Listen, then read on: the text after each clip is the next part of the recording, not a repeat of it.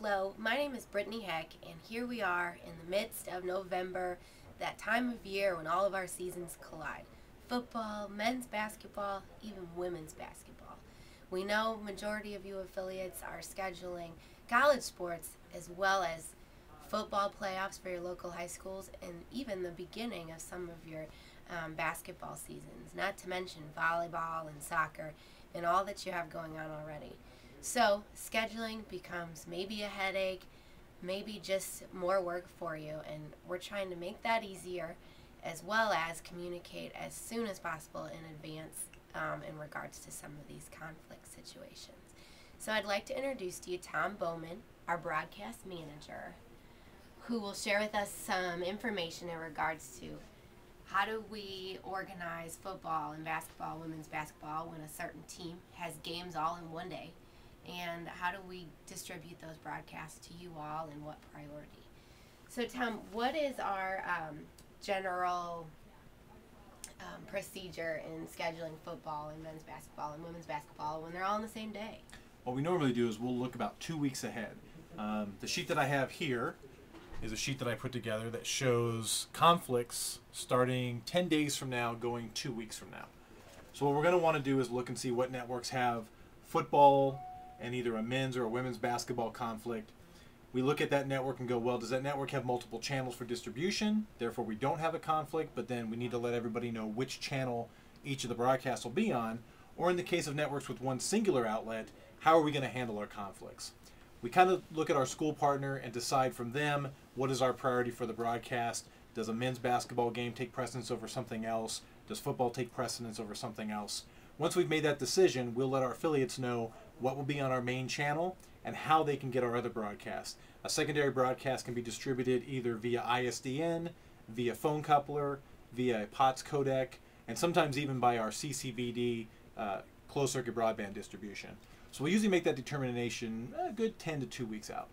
Do you ever offer the opportunity for a station, if they have a secondary station, to take both at the same time? Absolutely. And once again, what we'll do is we'll decide what's going to be on our main distribution channel and then who can actually take it as a secondary, and then we'll work with the station to decide how they can access it, whether it's ISDN, coupler, POTS, CCVD. How often is it a join in progress situation, and does that affect automation at all? It can happen on, I wouldn't say a regular basis, but it will happen a handful of times throughout the year. The way we'll handle a join in progress is we'll let the affiliates know well in advance. We'll let them know that a join in progress broadcast cannot run with automation. And the reason that is we're not sure where we're going to join into the broadcast. We're not sure what the first break will actually be. So we always encourage our stations when they're running that not to have automation, because we want to make sure that we have accuracy for the broadcast. Sometimes we work to get both broadcasts on almost in their entirety. Like the broadcast start times seem like there won't be any overlap, and there's even a case where we'll make adjustments to the broadcast lengths with pre and post and things like that. In what instances does that happen? You know, if a broadcast is going to be within maybe 30 minutes of each other, and we're in a part of the season where the secondary broadcast is going to be very, very important, what we may do is eliminate the pregame for that second broadcast. A great example is football going into, say, a men's basketball game. Well, we're deep into the heart of the football season, so we want to make sure we get that broadcast on its entirety. We're early in the basketball season, so the pregame show, we might be able to get away with not having one. And so we'll work with our affiliates to let them know for the upcoming broadcast there will not be a pregame show.